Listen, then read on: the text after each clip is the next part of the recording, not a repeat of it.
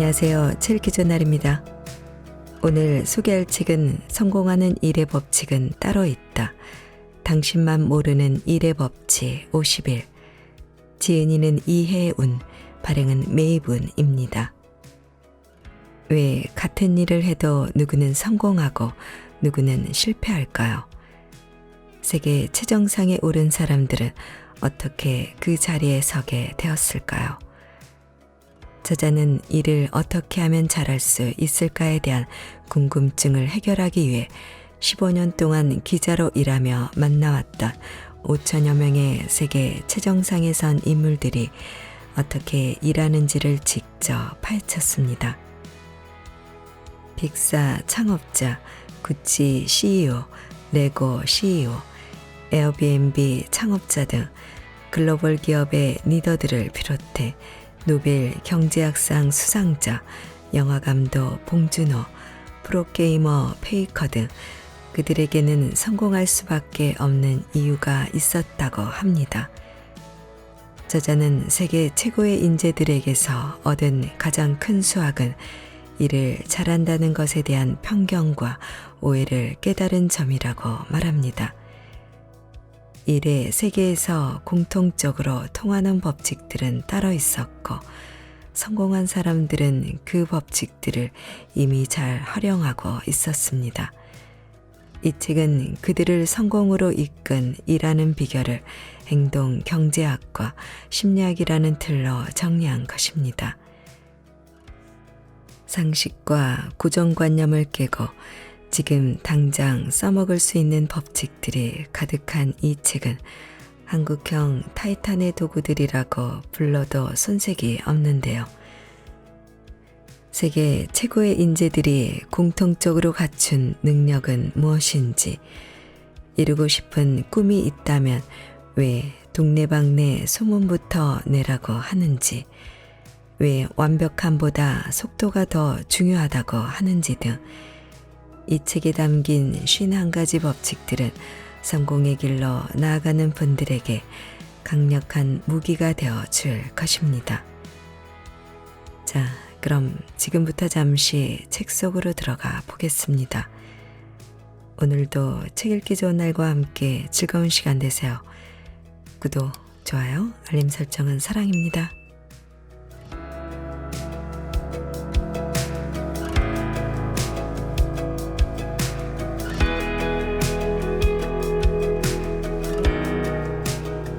세계 최고의 인재들이 공통적으로 갖춘 능력, 충동 조절. 워싱턴 정계에 뚱뚱한 사람은 없다라는 말이 있다. 내가 전 세계를 다니며 만난 성공한 사람 중에 비정상적으로 뚱뚱하거나 복음을 하거나 골초인 사람은 아무도 없었다. 그들은 최대한 자신이 세운 하루 일과를 그대로 지키려고 노력했고 시간을 내서 운동과 명상을 하며 심신을 안정시켰다. 미래에 더 나은 삶을 위해 당장의 욕구를 참았다. 바로 충동 조절의 달인들이었던 것이다. 충동 조절의 힘은 1970년대 미국 스탠퍼드대 월터 미셸 교수가 스탠퍼드대 부설 유치원에 4에서 6세 아동들을 대상으로 수행한 마시멜로 실험으로 증명된 것이기도 하다. 그는 아이들에게 마시멜로 1개를 주고 15분 동안 먹지 않고 참으면 2개를 주겠다고 했다. 마시멜로를 먹고 싶은 유혹을 얼마나 견딜 수 있느냐 하는 실험이었다. 그런데 대부분은 15분을 참지 못하고 앞에 놓인 마시멜로를 먹어버렸다. 15분 동안 참았다가 약속대로 마시멜로를 2개 받은 아이는 참가자의 30%에 지나지 않았다. 놀라운 것은 14년 후 그 아이들을 추적해 본 결과 15분 동안 참은 아이들이 그렇지 않은 아이들보다 SAT 성적 및 학업 성취도 면에서 우월한 것으로 나타났다는 사실이다. 학업뿐만 아니라 인성도 훌륭했다. 15분 동안 참은 아이들은 전반적으로 자신감이 넘치고 사교적이며 균형이 잘 잡힌 인격의 소유자로 성장했다. 반대로 마시멜로를 먹어버린 아이들은 주변 사람들로부터 끈기가 없고 질투가 심하다는 등의 부정적인 평가를 받은 경우가 많았다. 자제력이 필요할 때는 텐텐텐 법칙을 떠올려라. 연예계에서 오랫동안 최고의 자리를 유지하고 있는 유재석, 김성주 등 정상급 진행자들도 철저한 자기 관리로 유명하다. 그들은 저녁 약속을 잘 잡지 않는다. 다음 날 방송에 지장을 주기 때문이다. JYP 엔터테인먼트 수장이자 가수로 활동 중인 박진영은 수십 년간 같은 생활 습관을 유지하고 있다. 아침 7시 기상 일본어 공부, 8시 아침 식사, 올리브 오일, 요구르트, 견과류, 과일, 8시 30분 두 딸과 놀기, 9시 운동, 11시 노래 연습. 내일 원하는 것을 줄 테니 하루 정도 유혹을 참고 규칙적인 생활을 하라고 하면 못할 사람은 거의 없으리라. 하지만 그것을 한 달, 1년, 10년 넘게 해야 한다면 가능한 사람이 과연 몇이나 있을까? 미국의 심리학자 피터 홀린스는 자제력 수업에서 지극히 평범한 재능, 넉넉하지 않은 가정 환경, 내세울 것 없는 스펙, 타고난 흙수저임에도 불구하고 자신의 분야에서 최고의 성과를 내는 사람들을 연구한 끝에 그들에게서 공통자질을 발견했는데 그것이 바로 자제력이라고 했다. 흥미로운 사실은 누구나 조금만 노력하면 자제력을 높일 수 있다는 것이다. 그렇다면 어떻게 해야 쉬고 싶고 놀고 싶은 욕구를 참아내고 이루고 싶은 목표를 향해 나아갈 수 있을까? 피터 홀린스에 따르면 새로운 습관을 들이는 데는 최소 66일이 걸린다. 특히 운동하는 습관을 들이려면 날마다 같은 시간에 운동 일정을 잡고 직후에 작은 보상을 주어 스스로 계속할 수 있도록 장려해야 한다고 한다. 그럼에도 의지가 약해질 때는 어떻게 해야 할까? 그럴 때는 텐텐텐 법칙을 적용해보라. 10분 후, 10개월 후, 10년 후를 떠올려보는 것이다. 이것은 하버드 비즈니스 리뷰의 편집장을 역임하고 남편인 잭 웰치와 여러 권의 책을 집필한 수지 웰치가 제안한 법칙으로 충동이나 유혹에 굴복했을 때 지금으로부터 10분 후, 10개월 후, 10년 후에 어떤 기분일지 생각해보면 흔들리는 마음을 붙잡는데 큰 도움이 된다는 것이다. 만약 야식의 유혹을 견디지 못하고 먹었다고 해보자. 10분 후, 10개월 후, 10년 후 어떤 기분이 들까? 이런 질문을 통해 스스로 그 답을 찾아가다 보면 중동과 유혹을 견뎌낼 힘을 찾게 된다는 것이다. 실제로 지금 최고의 위치에 있는 방탄소년단의 멤버 제이홉도 이와 비슷한 방법으로 유혹을 참아낸다고 밝혔다. 야식을 먹고 싶을 때마다 계속 생각해요. 넌 이거 먹으면 못생겨질 거고 사진도 이상하게 나올 거고 팬들도 싫어하게 될 것이라고. 그러면서 참아요. 나는 합리적인 인간이라는 작가 휴리스티. 당신은 스스로를 합리적인 인간이라고 생각하는가?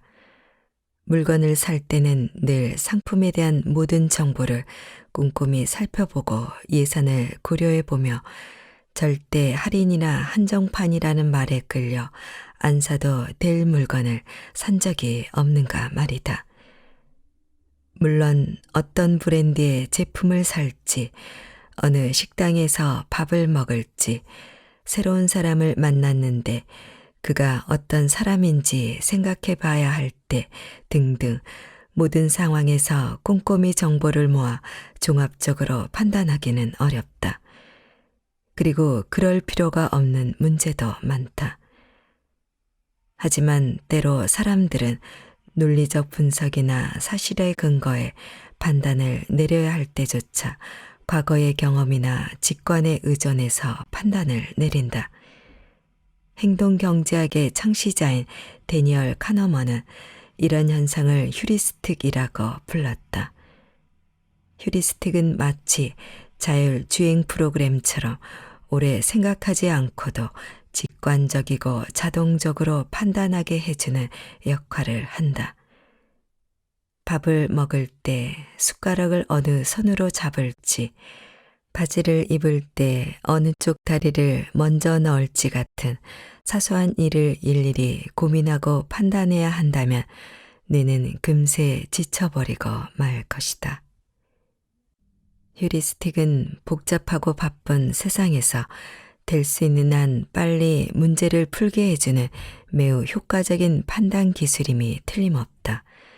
하지만 휴리스틱의 힘은 너무 강력해서 작동해서는 안 되는 사안에서도 위력을 발휘하고 때로는 치명적인 오판을 하게 만든다. 예를 들어보자. 경제학자들에 따르면 한 회사가 설립된 지 5년 후에도 살아남을 확률은 대략 20%이다.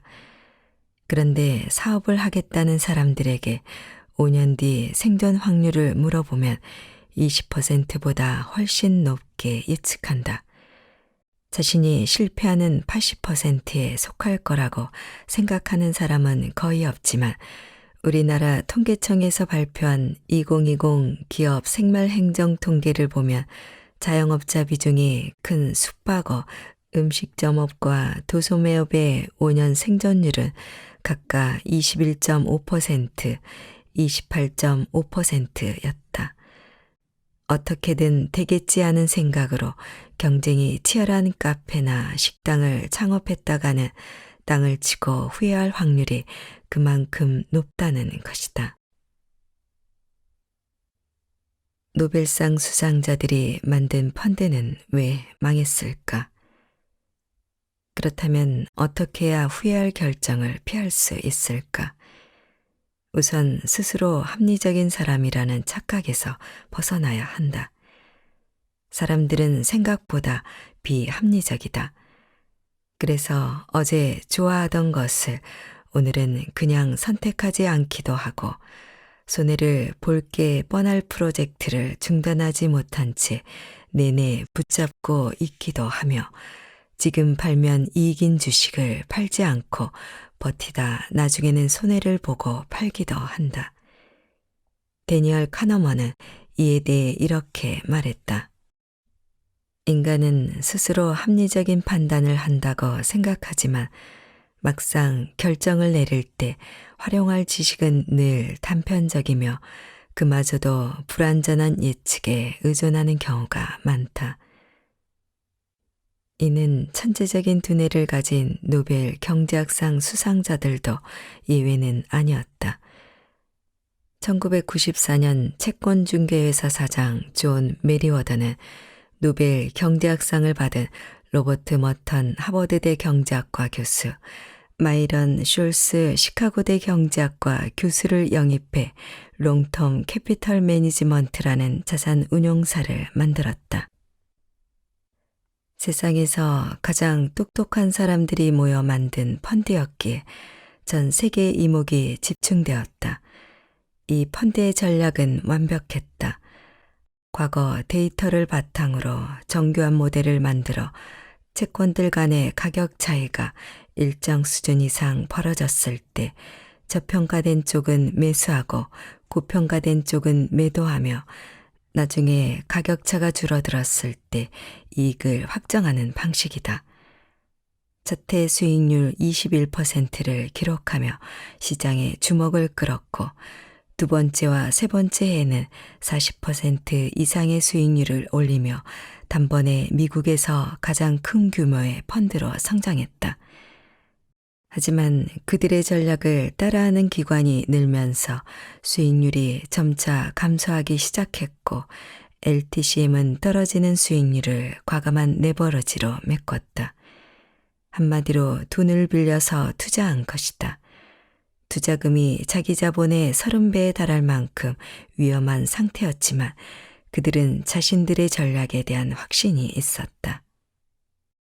그러나 이 펀드는 1998년 신흥국 금융위기 여파로 외환 보유고가 바닥난 러시아가 모라토리엄 채무지불 유예를 선언하면서 파산했다.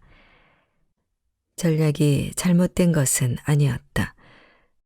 그들의 실수는 당시 모라토리엄을 선언할 일은 없다고 한 러시아 정부의 말을 믿은 것이다.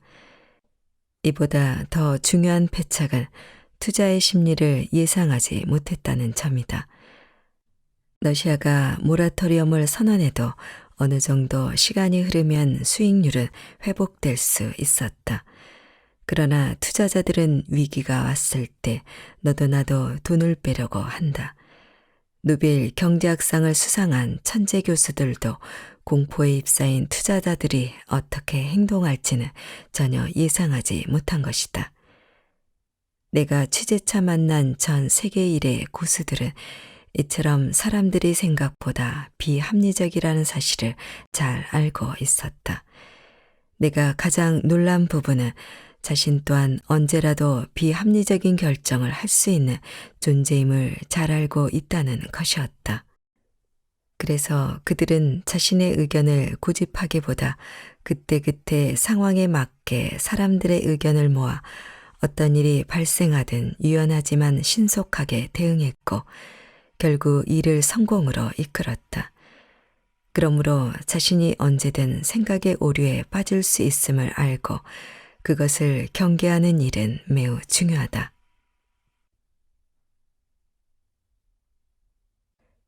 실패할 것이 뻔한 일을 고집하는 사람들의 심리. 매몰 비용의 오류.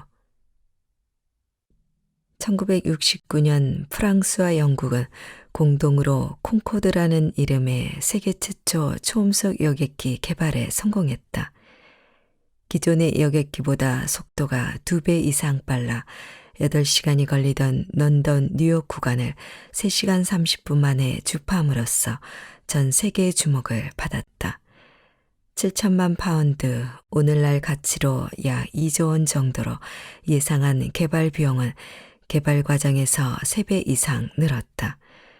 좌석이 100석도 안 되는 데다 연료비가 비싸다 보니 통상적인 항공권 가격보다 15배나 비쌌다.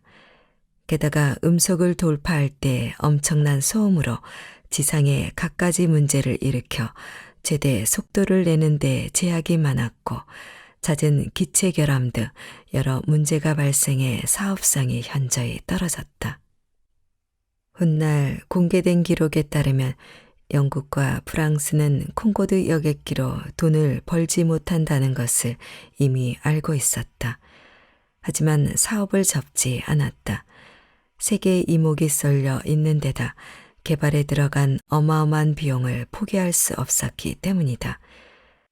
1976년 상업 비행을 시작한 이후 줄곧 만성적인 적자에 시달리던 콩코드 여객기는 27년 후인 2003년 퇴역했다. 총 190억 달러, 약 23조 원을 날린 뒤였다. 이처럼 투자한 비용이 아까워 잘못된 선택을 밀어붙이는 경우가 종종 있다. 현재 진행하는 일을 계속할 경우 실패할 게 뻔하고 손실이 발생한다는 사실을 알면서도 중단하지 못하는 것이다. 10만 원에 산 주식이 있다고 해보자. 현재 주가가 5만 원으로 떨어졌고 이후 반등할 여지가 없을 뿐더러 오히려 하락할 가능성이 크다면 더 큰 손해를 막기 위해 지금 매도하는 것이 맞다. 하지만 과거에 지불한 매수 단가 10만 원에 사로잡혀 그 이하로는 절대 팔 수 없다며 주식을 쥐고 있다가 더 큰 피해를 보는 사례가 많다. 현재 잃고 있는 5만 원이 너무 아까워 잘못된 선택을 하는 것이다. 이미 지급하여 회수가 불가능한 비용을 매몰 비용이라고 한다. 이미 들어간 시간과 노력, 돈 등의 매몰 비용이 아까워 실패가 예상되는 일에 계속 투자하는 것을 매몰 비용의 오류라고 한다.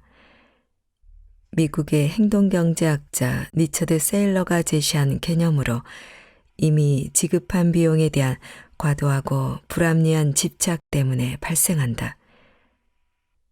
모든 의사결정은 언제나 불확실한 상황 속에서 이루어진다. 문제가 발생한 즉시 지금까지 들어간 비용보다 앞으로 발생할 피해가 더 크다면 그만두는 것이 이득이다. 하지만 매몰 비용의 오류가 합리적인 판단을 방해한다. 당장 손절매야 하는 게 이득임을 알면서도 이 프로젝트에 들어간 비용이 얼만데 1년 동안 준비한 아이템인데 버리기엔 그동안 들인 시간과 노력이 너무 아까워. 돈이 아까워서 지루한 영화지만 계속 봤어. 돌아가기엔 너무 멀리 와 버렸어. 지금까지 기다렸는데 조금만 더 기다려보자 등의 이야기를 하며 잘못된 결정을 계속 밀고 나간다. 하지만 잘못된 결정 끝에 우리를 기다리고 있는 것은 막대한 손실뿐이다. 몇 년 전 한 후배와 이야기하다 깜짝 놀란 적이 있다. 5년 동안 만난 남자가 있는데 그동안 몇 번 헤어졌다가 다시 만났다고 했다. 헤어지는 게 맞는데 지금 와서 그만두기에는 너무 많은 시간과 에너지와 노력을 그에게 썼다는 것이다. 그래서 도저히 헤어질 엄두가 나지 않는다며 그냥 그와 결혼할까 생각 중이라고 했다. 연애에도 매몰 비용의 오류가 적용된다는 사실에 놀랐고 그것 때문에 그냥 결혼할까 생각 중이라는 말에 또 한 번 놀랐다. 매몰 비용의 오류가 우리 생활에 미치는 영향이 얼마나 큰지 실감하는 순간이었다. 똑똑한 선택을 하고 싶다면 이미 지출된 비용을 무시할 수 있어야 한다. 과거에 쓴 각종 비용을 배제하고 현재의 상황과 미래에 대한 객관적인 전망 속에서 판단을 내려야 후회 없는 선택을 할 수 있다는 말이다. 그리고 인생의 터닝 포인트 또한 매몰 비용을 과감히 버리고 새로운 것에 도전할 때 만들어진다. 더 나빠지기 전에 미련 없이 떠나라. 방탄소년단은 원래 힙합 그룹이었다. 방시혁은 2010년 당시 고등학교 1학년이던 리더 RM의 랩을 듣는 순간 이 사람을 데뷔시키는 것을 소명으로 삼아야겠다고 마음먹었다고 한다. 처음 그의 계획은 RM과 뮤지션을 모아 순수 힙합 그룹을 만드는 것이었다. 인디 래퍼 슈가와 언더그라운드 댄서 제이홉이 합류하고 이어 보컬리스트이자 댄서인 진, 지민, 정구, 비가 합류했다. 그러나 1년 후 방시혁은 그룹의 콘셉트를 바꾸기로 했다. 조금 더 아이돌다운 그룹을 만들기로 한 것이다. 2011년 방시혁과 빅히트 직원들은 모두 하던 일을 멈추고 몇 달 동안 아이돌 시장을 조사했다. 아이돌이란 무엇인가? 우리가 하고 있는 일은 무엇인가? 팬들은 누구이며 그들의 특징은 무엇인가 등에 대한 답을 찾았다. 지금 방탄소년단의 노래는 그때와는 다르다. 빌보드 싱글 차트 핫배 1위를 차지한 다이너마이트와 라이프 고즈 온 모두 가벼운 팝 음악이다. 10주 동안 빌보드 1위 자리를 지킨 버터 역시 마찬가지다. 슈가는 BBC와의 인터뷰에서 처음에는 힙합을 좋아하는 친구들끼리 모여 팀을 시작했지만 여러 해 동안 다양한 장르의 음악을 해보면서 지금에야 딱 맞는 옷을 입었다고 생각한다고 했다. 자신이 지금까지 하던 일을 바꾸기는 쉽지 않다. 아티스트의 고집이 강조되는 음악계에서는 더욱 그렇다. 게다가 내가 지금까지 이 일을 위해 얼마나 오랜 시간을 투자했는데 라고 생각하면 변화가 더욱 두렵게 느껴진다. 미래에 대한 예측은 누구나 틀릴 수 있다. 이때 현실을 외면하고 하던 대로 고만 고집하면 과다한 비용을 지출하게 되고 결국 실패로 이어진다. 그러나 매몰 비용의 오류를 잘 극복하면 결과적으로 생명력을 더 지속시킬 수 있다. 하기 싫은 일을 가장 빨리 끝내는 법. 습관화 N 지각 범주화. 1989년 프랑스 발달 심리학자 J.P. 느카류에는 태아계 언어 자극학습에 대해 연구했다. 연구자는 이 실험에서 출산을 앞둔 산모들의 배에 스피커를 올려두고 4초에 한 번씩 밥이라는 두 음절로 된 소리를 반복적으로 들려주었다.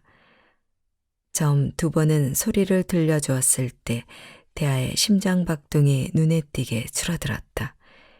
이후 소리 자극이 반복되자 심장박동이 다시 정상 범위로 돌아왔다. 자극에 노출되는 횟수가 늘수록 약한 반응을 보인 것이다. 이번에는 두 음절의 순서를 바꿔 비바라는 새로운 자극을 만들어 들려주었다.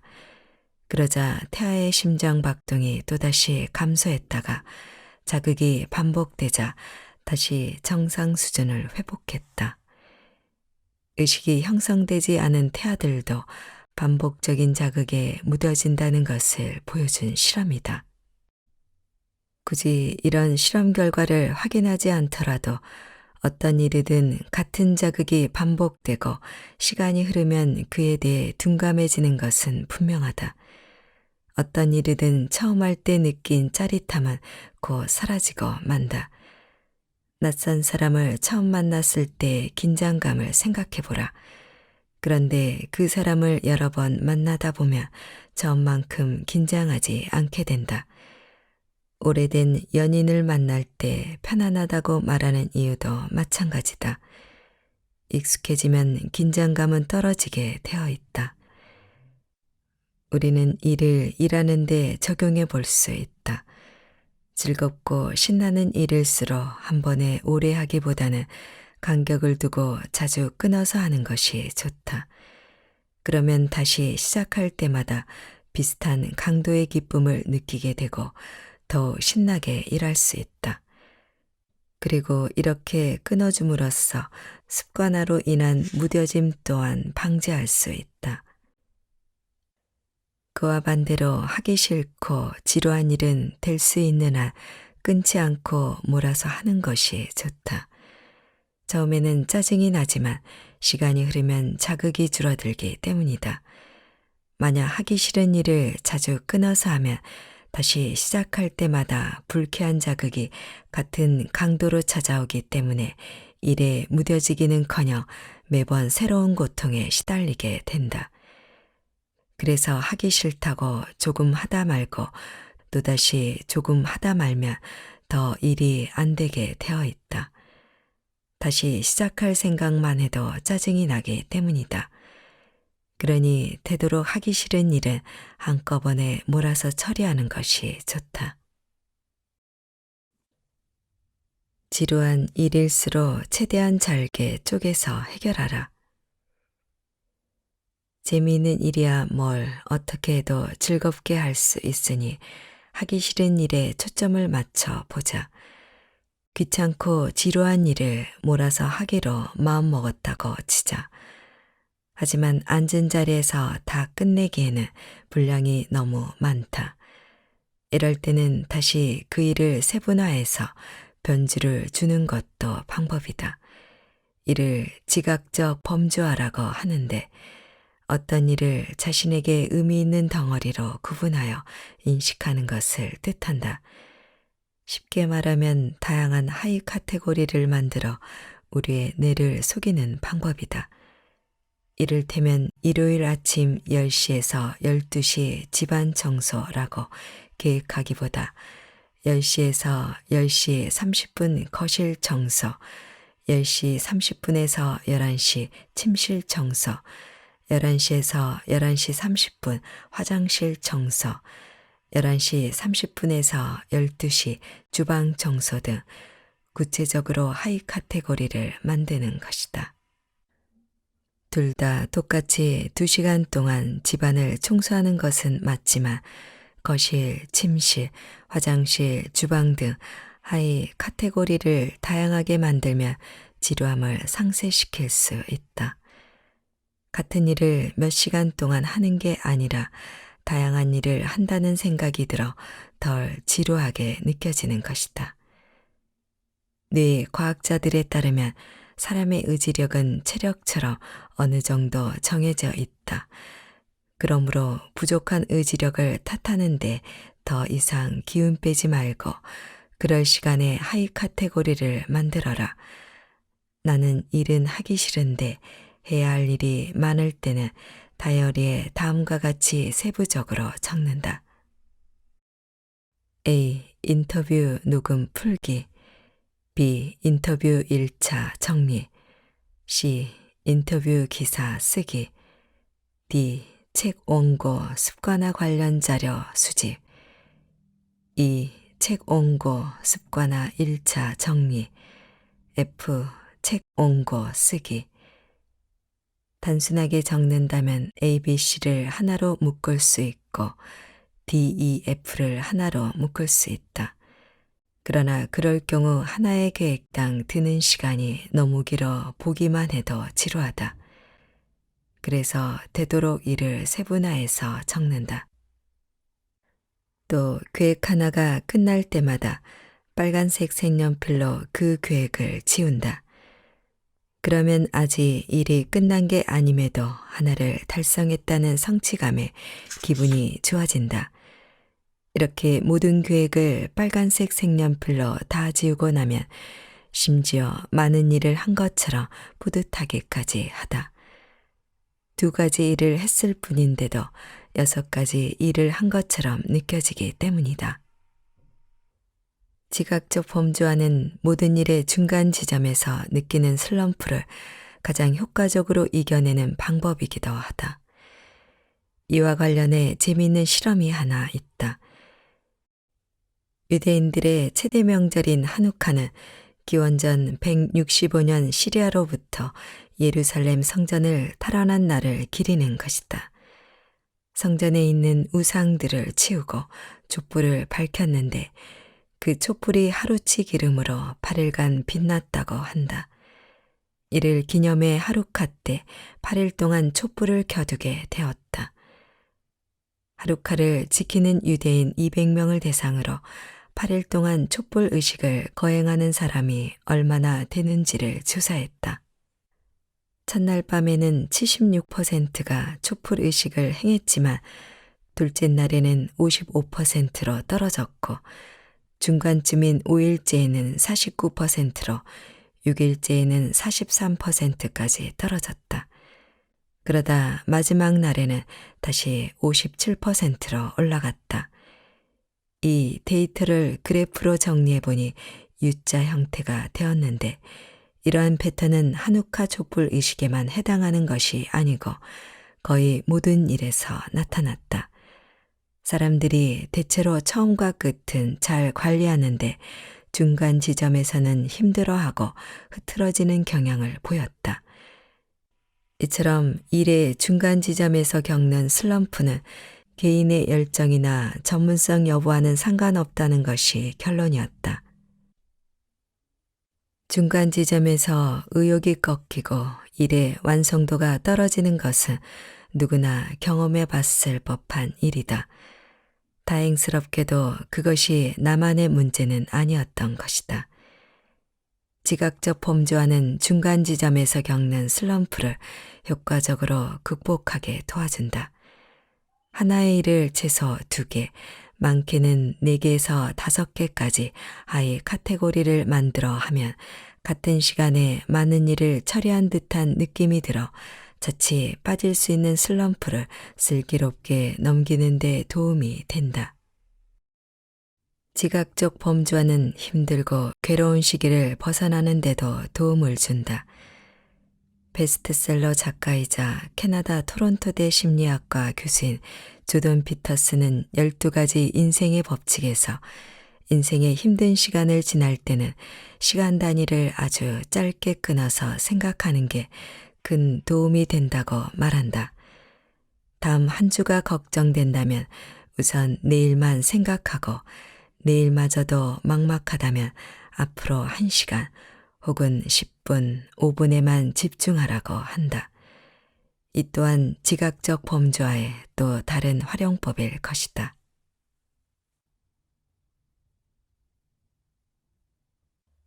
호감 가는 사람이 되고 싶다면 가장 먼저 익혀야 할 법칙. 유사성의 원리.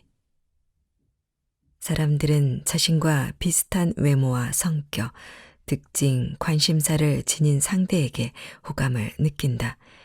이를 유사성의 원리라고 한다. 학자들의 연구에 따르면 고향, 정치적 성향, 학력 등의 유의미한 유사성은 물론이고 좋아하는 취미, 브랜드, 운동 등 일상적이고 소소한 유사성 역시 호감을 느끼는 데 중요한 역할을 한다. 이를 뒷받침하는 연구 결과도 있다. 사람들에게 다양한 질문을 던져 그에 대한 답변을 받은 다음 그들의 답변과 일치하는 상대와 불일치하는 상대를 보여주고 매력도를 조사해 보았다. 그러자 자신과 일치하는 상대에게는 14점 만점에 13점이라는 높은 점수를 준 반면 불일치하는 상대에게는 4.4점밖에 주지 않았다. 즉 자신과 비슷하다는 이유만으로 높은 점수를 준 것이다. 경제학적 측면에서 호감이 중요한 까닭은 누군가에게 호감이 생기면 그 사람에게 물건을 사거나 그 사람을 도우려는 경향을 보이기 때문이다. 예를 들어 낯선 사람을 만났을 때 그에게 호감을 느끼면 우리는 자연스럽게 그와 가까워지고 싶어 한다. 그래서 그가 하는 말에 귀를 기울이고 그의 말을 신뢰하게 된다. 그가 파는 물건을 사고 그가 원하는 표를 주게 되는 것은 시간 문제다. 그러다 보니 사람들은 누군가의 호감을 사기 위해 어떻게든 공통점을 찾으려고 애쓴다. 한 보험회사의 경우 보험계약 기록을 분석한 결과 고객들이 자신과 나이, 종교, 정치적 성향, 흡연 습관 등이 비슷한 영업사원과 계약을 맺을 확률이 높은 것으로 나타났다. 그래서 영업사원 교육에서 어떻게든 잠재 고객과의 유사성을 찾아야 한다고 강조한다. 유사성이 높을수록 화제거리가 풍부해지고 맞장구 칠 확률도 커진다. 아주 사소한 일일지라도 서로 의견이 맞으면 없던 친밀감이 생기기도 한다. 그래서 공통점이 많은 사람에게는 마음을 열 확률이 높아진다. 그가 원하는 걸 들어주고픈 마음이 커지는 것이다. 우리는 혈연, 지연, 학연 중심 사회에서 벗어나야 한다는 말을 들으며 자랐다. 그리고 고향이 같다는 이유로 같은 학교를 나왔다는 이유로 사람을 기용하거나 승진의 이익을 주면 안 된다고 배웠다. 그럼에도 그 문화가 쉽사리 없어지지 않는 이유는 유사성의 원리가 한몫하기 때문이다. 닮은 구석 한 군데만 발견해도 좋아지고 친근감을 느끼며 그에게 높은 점수를 주는 심리가 여전히 우리의 선택에 큰 영향을 미치고 있는 것이다. 명문가, 재벌, 엘리트 등은 친근함과는 거리가 먼 단어들이다. 그럼에도 친근한 느낌이 드는 것은 우리에게 강력한 호감을 불러일으킨다. 슈퍼모델에 이어 영부인까지 된 멜라니아 트럼프가 아이돌 그룹 샤이니의 민호 옆에서 웃는 모습을 보았을 때 국민가수 출신인 중국 시진핑 주석 영부인 펑리 위안이 방한 당시 동대문 시장을 방문해 한국 화장품을 샀다는 소식을 들었을 때 사람들이 반가워한 건 그들도 어쩔 수 없는 우리와 비슷한 사람이구나 하는 동질감을 느꼈기 때문이다. 선거철에 정치인들이 시장에서 먹방을 보여주는 것도 유사성을 강조하기 위해서다. 이처럼 정치인들은 유사성의 원리를 가장 적극적으로 활용하는 집단 중 하나다. 그러므로 나는 유사성의 원리 따위에 휘둘리지 않는다고 자신하지 마라. 그럴 시간에 단지 호감이 간다는 이유로 표를 행사하고 있지는 않은지부터 따져보라. 물건을 사거나 계약을 할 때도 마찬가지다. 상대방에게 호감을 느꼈다는 이유만으로 덥서 물건을 사는 건 아닌지, 성급하게 계약을 하는 건 아닌지 돌아보라는 말이다. 반대로 당신이 계약을 하거나 물건을 팔아야 한다면 유사성의 원리를 잊지 마라. 공통점을 찾을수록 계약은 수월하게 진행되고 물건은 많이 팔릴 테니까.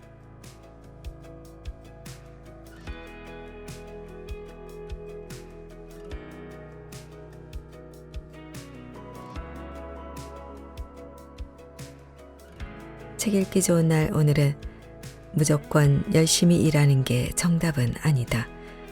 성공하는 일의 법칙은 따로 있다. 당신만 모르는 일의 법칙 50일을 보내드렸습니다. 감사합니다.